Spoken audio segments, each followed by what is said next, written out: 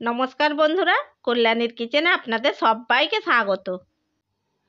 আজ শেয়ার করব শীত স্পেশাল মুগ ডালের ভাজা পুলি রেসিপি। এই মুগ ডালের ভাজা পুলি খেতে আমরা অনেকেই ভীষণ পছন্দ করি।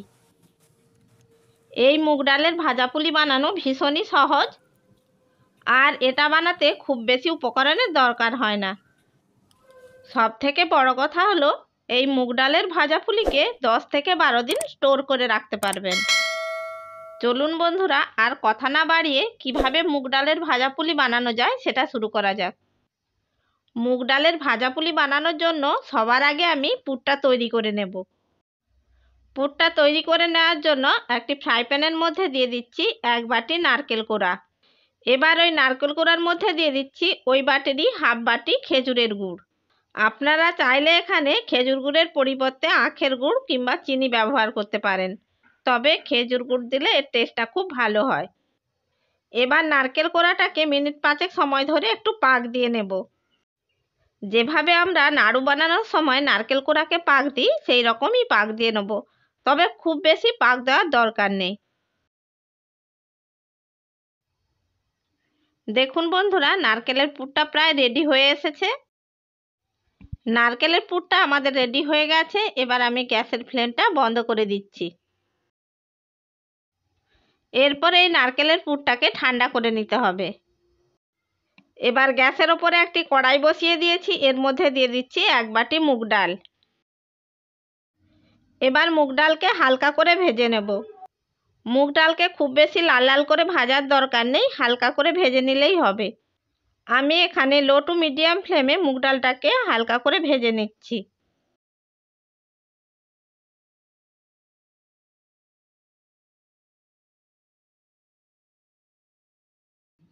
মুগ ডালটা আমার ভেজে নেওয়া হয়ে গেছে। এবার মুগ ডালটাকে খুব ভালো করে ধুয়ে নিতে হবে। আমি এখানে 2-3 বার জল পাল্টে মুগ ডালটাকে খুব ভালো করে ধুয়ে নিচ্ছি। মুগ ডালকে খুব ভালো করে ধুয়ে নিয়েছি। এবার 1 মগ জল দিয়ে এই ডালটাকে সেদ্ধ করে নেব। মুগ ডালটার মধ্যে জল দিয়ে সেদ্ধ করতে বসিয়ে দিয়েছি। এবার এই ডালের মধ্যে দিয়ে দিচ্ছি পরিমাণ মতো লবণ। এবার লো টু মিডিয়াম ফ্লেমে ডালটাকে সেদ্ধ করে নেব। প্রায় 10 মিনিট হয়ে গেছে। 10 মিনিট পরে আমি দেখে নিচ্ছি ডালটা সেদ্ধ হয়েছে কিনা। দেখুন বন্ধুরা, মুগ ডালটা খুব সুন্দরভাবে সেদ্ধ হয়ে গেছে।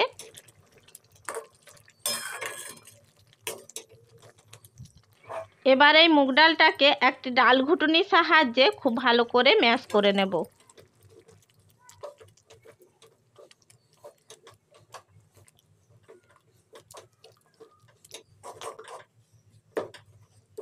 মুগ ডালকে খুব ভালো করে ম্যাশ করে নিয়েছি। এরপর যেই বাটি মেপে আমি মুগ ডাল নিয়েছিলাম সেই বাটির 1 বাটি নিয়ে নিচ্ছি চালের গুঁড়ো।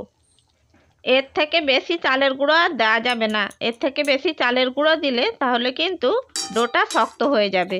এখন চালের গুঁড়োটাকে ডালের সাথে খুব ভালো করে এইভাবে মিশিয়ে নিতে হবে।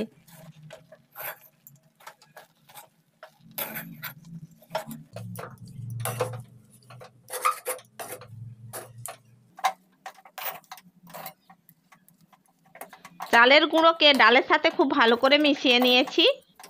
এবার এটাকে কড়াইয়ের ঢাকনা ঢাকা দিয়ে 10 মিনিট এইভাবে রেখে দিতে হবে। 10 মিনিট পর কড়াইয়ের ঢাকাটা খুলে নিচ্ছি। এবারে এটাকে অল্প গরম থাকা অবস্থাতেই খুব ভালো করে মেখে একটা ডো তৈরি করে নিতে হবে। এই ডোটা মাখার সময় খুব ঠেসে ঠেসে মাখতে হবে, তাহলে পুলিগুলো গড়তে ভালো হবে। ডোটা আমার মেখে নেওয়া হয়ে গেছে। এবার এর মধ্যে অ্যাড করে দিচ্ছি 1 টিস্পুন ঘি। এর মধ্যে ঘি দিলে টেস্ট বাড়ে আর পুলিটা গড়ার সময় হাতে লেগে যায় না। এবার ঘিটাকে ডোয়ের সাথে খুব ভালো করে মেখে নিতে হবে।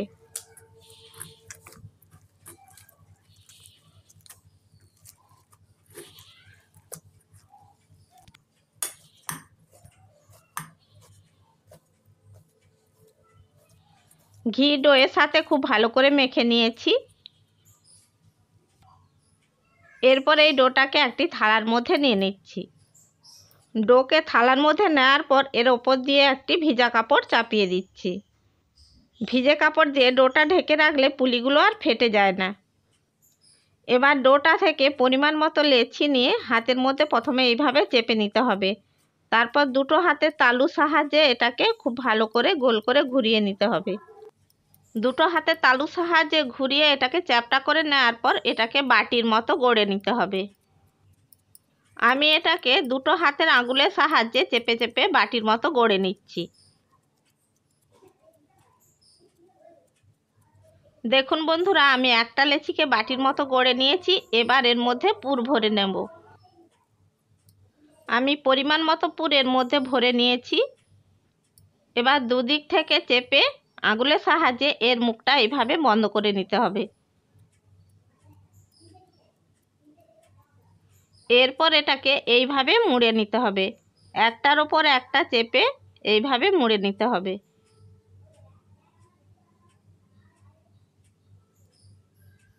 দেখুন বন্ধুরা, একটা মুখপুলি তৈরি করে নিয়েছি। একই রকম পদ্ধতিতে আমি আরেকটা মুখপুলি গড়ে দেখাচ্ছি। ডোটা থেকে পরিমাণ মতো লেচি নিয়ে নিয়েছি। এবার এটাকে হাতের সাহায্যে এইভাবে চেপে নিতে হবে।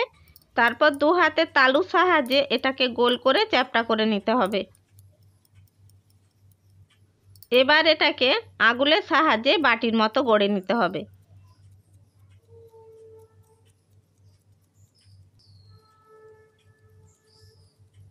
দেখুন বন্ধুরা, বাটির মতো গড়ে নিয়েছি। এবার পরিমাণ মতো পুর নিয়ে এর মধ্যে দিয়ে দিচ্ছি। এরপর আঙুলের সাহায্যে চেপে চেপে মুখটাকে খুব ভালো করে বন্ধ করে দিতে হবে।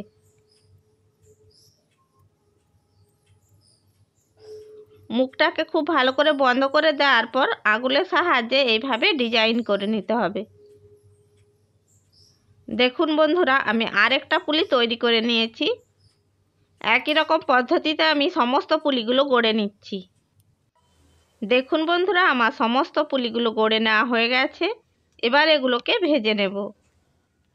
মুগের পুলিগুলো ভেজে নেওয়ার জন্য গ্যাসের উপর একটি কড়াই বসিয়ে দিয়েছি। তার মধ্যে দিয়ে দিয়েছি বেশ কিছুটা সাদা তেল। এবার তেলটাকে খুব ভালো করে গরম করে নিতে হবে। তেল খুব ভালো করে গরম করে নিয়েছি। এবার পুলিগুলো এর মধ্যে ছেড়ে দিচ্ছি।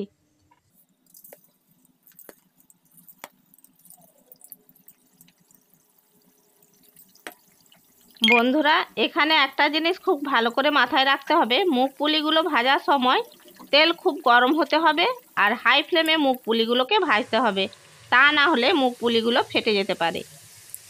মুগ পুলিগুলোর এক পিঠ ভাজা হয়ে গেছে। এবার এগুলোকে অন্য পিঠে উল্টে দিচ্ছি।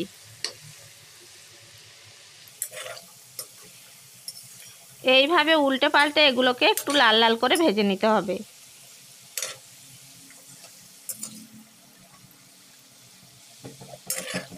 দেখুন বন্ধুরা, মুগ পুলিগুলো লাল লাল করে ভাজা হয়ে গেছে। এবার এগুলোকে তুলে নিচ্ছি।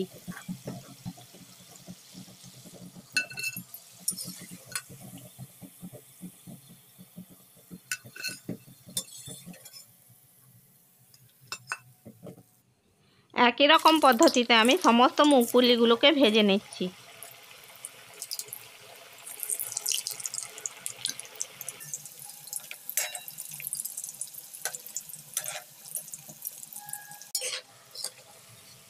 সেকেন্ড ব্যাচের মুগ পুলিগুলোও ভেজে নেওয়া হয়ে গেছে। এবার এগুলোকে একটি প্লেটের মধ্যে তুলে নিচ্ছি। একই রকম পদ্ধতিতে আমি সমস্ত মুগ পুলিগুলো ভেজে নেব। দেখুন বন্ধুরা, আমি সমস্ত মুগ পুলিগুলো ভেজে নিয়েছি। আপনারা এই অবস্থাতেও খেতে পারেন, কিন্তু আমি এর টেস্ট বাড়ানোর জন্য আরেকটা পদ্ধতি অবলম্বন করছি। এই মুগ পুলিগুলোকে আরও টেস্টি করে তোলার জন্য আমি ফ্রাই প্যানের মধ্যে নিয়ে নিচ্ছি 1 বাটি চিনি। এবার এই চিনির মধ্যে দিয়ে দিচ্ছি হাফ বাটি জল। এরপর এই চিনিটাকে মেল্ট হতে দেব।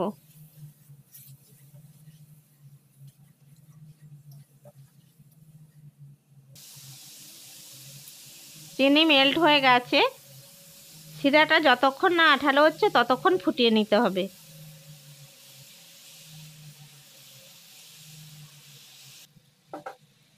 শিরাটা অনেকটাই ঘন হয়ে গেছে। এবার পুলিগুলো এর মধ্যে দিয়ে দিচ্ছি। পুলিগুলো শিরার মধ্যে দেওয়ার পর পুলিগুলোকে খুব ভালো করে নেড়ে চেড়ে নিতে হবে।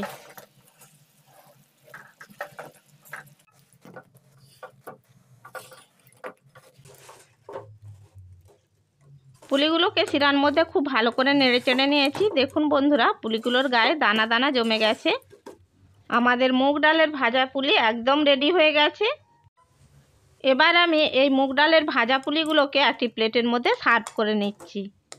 দেখলেন তো বন্ধুরা, কত সহজে তৈরি হয়ে গেল মুগ ডালের ভাজা পুলি বা মুগ শ্যামলি।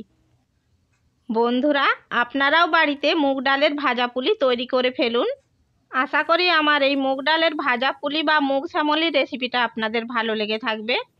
রেসিপিটি যদি আপনাদের ভালো লেগে থাকে তাহলে লাইক করবেন, শেয়ার করবেন আর কমেন্ট বক্সে আপনাদের মূল্যবান মতামত জানাবেন।